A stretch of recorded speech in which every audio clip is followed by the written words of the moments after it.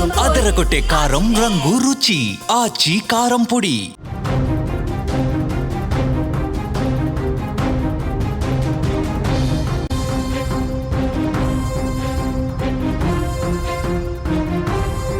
శ్రీకాకుళంలో ఘోర రోడ్డు ప్రమాదం జరిగినట్లుగా తెలుస్తోంది. ఆటోను వ్యాన్ ఢీకొట్టింది. ఈ ప్రమాదంలో ఇద్దరు అక్కడికక్కడే మృతి చెందినట్లుగా కూడా మనకి సమాచారం అందుతూ ఉంది.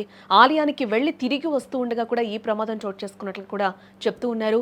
మృతులు విజయనగరం జిల్లాకు చెందిన వారిగా కూడా ఇప్పటికే గుర్తించడం జరిగింది.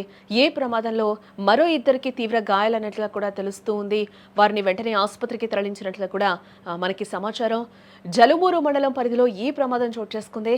ప్రమాదం తర్వాత వ్యాన్ డ్రైవర్ ఎవరైతే ఉన్నారో ఆ డ్రైవర్ పరారైనట్లుగా కూడా ఇప్పటివరకు ఉన్న సమాచారాన్ని బట్టి అయితే మనకి తెలుస్తోంది. శ్రీకాకుళం జిల్లా జలుమూరు మండలంలో ఘోర రోడ్డు ప్రమాదం చోటు చేసుకుంది. వేగంగా వచ్చిన ఒక వ్యాను ఆటోను ఢీకొట్టింది.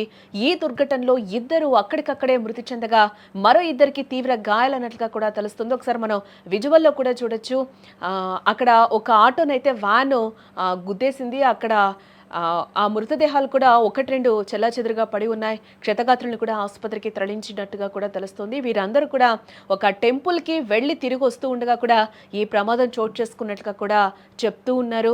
దర్శనం చేసుకున్నారు. దర్శనం అనంతరం కూడా వాళ్ళు రోడ్డు మార్గంలో ఆటో మీద వస్తూ ఉన్నారు. అనుకోకుండా ఒక వ్యాన్ వచ్చి ఆటోను గుద్దడంతో అక్కడున్న ఇద్దరు కూడా స్పాట్లోనే చనిపోయినట్లుగా తెలుస్తుంది. మిగిలిన నలుగురిని కూడా ఆసుపత్రికి తరలించి వారికి చికిత్స అందిస్తున్నట్లుగా కూడా మనకైతే సమాచారం అందుతూ ఉంది. క్షతగాత్రుల ఆసుపత్రిలో చికిత్స పొందుతూ ఉన్నారు ప్రస్తుతం. ఇక మృతులు విజయనగరం వాసులుగా కూడా గుర్తించడం జరిగింది. వీరంతా టెక్కలి మండలంలోని మల్లికార్జున స్వామిని దర్శించుకొని శ్రీముఖలింగం దర్శనానికి వెళ్ళొస్తూ ఉండగా కూడా ఈ ప్రమాదం జరిగినట్లుగా కూడా తెలుస్తుంది. ఈ మధ్య కాలంలో మనం తరచుగా చూస్తున్నాం. ఎలాంటి ప్రమాదాలు చోటు చేసుకుంటున్నాయో కూడా మనం చూస్తున్నాం. కర్నూలు బస్సు యాక్సిడెంట్ మొదలుపెట్టి కూడా మొన్న చేవెళ్ల బస్సు యాక్సిడెంట్ వరకు కూడా ఎన్ని ప్రమాదాలు చోటు చేసుకున్నాయో కూడా మనం చూస్తూ ఉన్నాం. నిన్నటి వరకు కూడా చాలా ఆర్టీసీ బస్సులు కూడా ప్రమాదాలకి గురైన పరిస్థితులు కూడా కనిపించాయి. కర్నూలు బస్సు యాక్సిడెంట్లో మనం చూస్తే 19 మంది అక్కడికక్కడే సజీవ సమాధైన పరిస్థితి అయితే, కాలి బూడిదైన పరిస్థితులు అయితే మనం చూసాం.